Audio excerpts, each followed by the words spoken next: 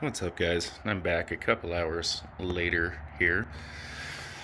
I just installed some of this Reflectix insulation in the car, and you're probably asking, well, why would you do that? Cars are not very well insulated, and I like to sleep in, so camping, I think it'll be nice to have a darker atmosphere, but it's cold here, and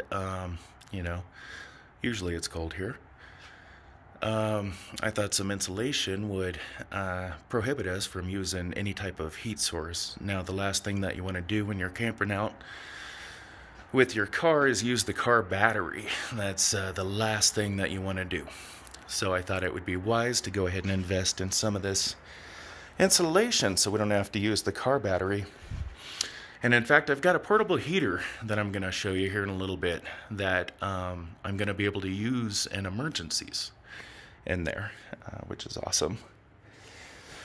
Reflectix, just real quick. The R value is the insulation value. For it to be effective, you need to have the Reflectix at least an inch away, or approximately an inch away from any surface. So you see here the first layer is, it shows a couple inches away from the wood here, and then the second layer of Reflectix is a couple inches away from that. It's got an R value of R21, and that's what makes it such a good insulator.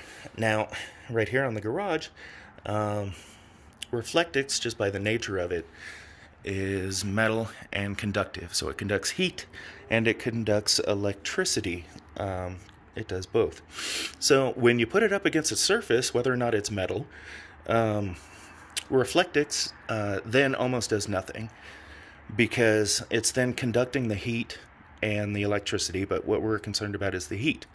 It's conducting the heat from this garage door panel directly to the Reflectix and killing the insulation value. So we want something like this. Whenever we buy Reflectix, we want to put some sort of air pocket in between the Reflectix. And the way that we're going to do this is just 3/4 inch tape, or inch, or whatever, rubber tape, and some Velcro. Alright, so I've cut it to the car to length, and with the Velcro and the spacer, I'm able to have an air pocket in between the Reflectix and the roof of the car. And I've put this configuration all throughout the car, the roof, so it is able to hang there and is not touching the roof at all, or the windows or anything else. It's not touching anything. And this is rough. I just started on this, so I'm gonna keep working on this. At any rate, I found out that the bed can, being exactly where it was in my last video, you can move the seat all the way back, and then the seat back all the way back. All right. Without moving the bed at all. So the bed hasn't moved at all. I moved the seat all the way back, and then the bed back all the way back just for a minute. And then I went and put the legs exactly where they were with those cans in the last video. The bed hasn't moved at all. So I've got the center platform with the 6-inch bed platform connected to the concrete block. And this side is actually just sitting on some plastic, but this is really strong plastic here. I'm not thrilled about that, where it sits is sitting on plastic. But at the same time, you know what else is cool about this, as you can just move the seat and have the seat go ahead and brace the bed. This is the top of the seat right here, and the seat is very strong, and it's bracing this piece of metal, this bar right here. So this is where the headrest would be, right there, and it's completely wedged against this bar for the bed, right there. And then it is locked into place, so that's not going anywhere, and that's extra support for the bed, because I'm not super thrilled about where the bed leg lands right there, but it will hold. In fact, it's really, really strong, especially with this center area with the brick and the 6-inch bed platform. And just so show you on this side, the bed hasn't moved at all since my last video.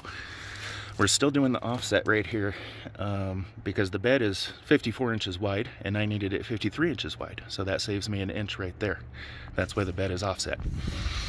The mattress that I have is a,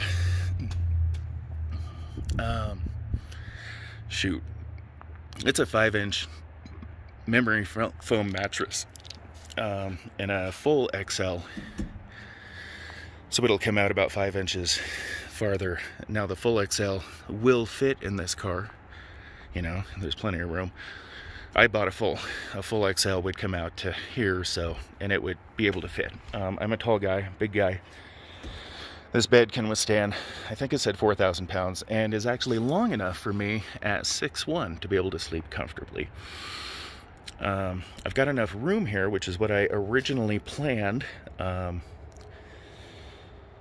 to put a heater, and the heater would be used as a backup system because you do not want to use your car's battery. So this has a CO2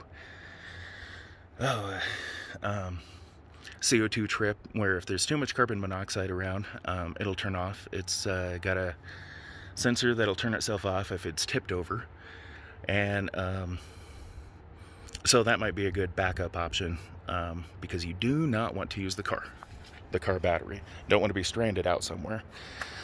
And then I've got this just USB fan that I found somewhere on Amazon. It's got a battery pack and it recharges, and that'll be great while camping too. The heater needs some space in front of it, but it needs the most of the space above it. Because it's a radiant heater and there's no fan, so the heat's not going to be going out, and it doesn't really go below or behind this unit at all. It's going to be rising up from the front of the unit. So I think that I've got enough room here to go ahead and utilize this heater safely, which is exactly what I was looking for. And it gives me a boatload of room up here to have whatever you need whenever you're sleeping. Whatever that might be. I'm gonna go ahead and move the bed right now, just because I forgot to a couple minutes ago, and I just bloop, and then that made the back of the bed seat come up and brace this bar. This is where the headrests would be. So now this is bracing that bar to make it a little bit more sturdy, just because we're not extremely thrilled about the sturdiness of the very front legs. Overall, this is a very, very sturdy platform as it sits right now in the car.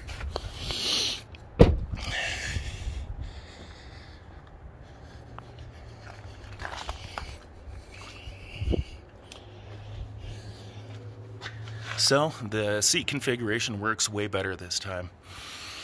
Beyond the heater, the emergency heater, which you do have to have the windows open for. If you ever use a heater like that in the car, you do need to vent the car. It was like 9 square inches. All right, you cannot be in any room with a heater or a gas heater that's not ventilated. All right, guys. What's also awesome about folding the seat downs like this instead of crammed up like they were in the last video is in an emergency situation, if, you know, God forbid, somebody was trying to get in the car and you're sleeping up in there and, you know, they're acting crazy or whatever, I would be able to go ahead and just maneuver myself right here to where I can actually drive. Before, when the seat was cramped up here, I wouldn't have been able to sit here and drive the vehicle. Now the seat's all the way back. Like I said, I'm a big guy, but I would be able to just go ahead and sit right here and drive the vehicle and leave the situation, which might be best for, you know, safety. So the last thing that I want to say about that is, if you guys ever use a heater in a car, you have to use ventilation. And I've got a heater up in here in my garage. from Amazon, which is an amazing heater. It also has a radiant heater. There's no fan, so all the heat just comes directly up. There's no real heat coming, you know, in front of it. It just rises up, but it does so really, really, really efficiently. But what you need with that is a carbon monoxide detector and a smoke detector. I keep this one in the garage, and when I go camping, I take it from right there and I put it in the car, you know, where there's a possibility that I could use the heat, or you know, smoke is around with the fire out while camping anyway. So that's something to consider anytime that you have a heater, a heat source at all. Go ahead and pick up a smoke detector. All right, guys, and that is the CRV camper, and I'm gonna load up some bed and some stuff like that and do some more touches and keep working on this.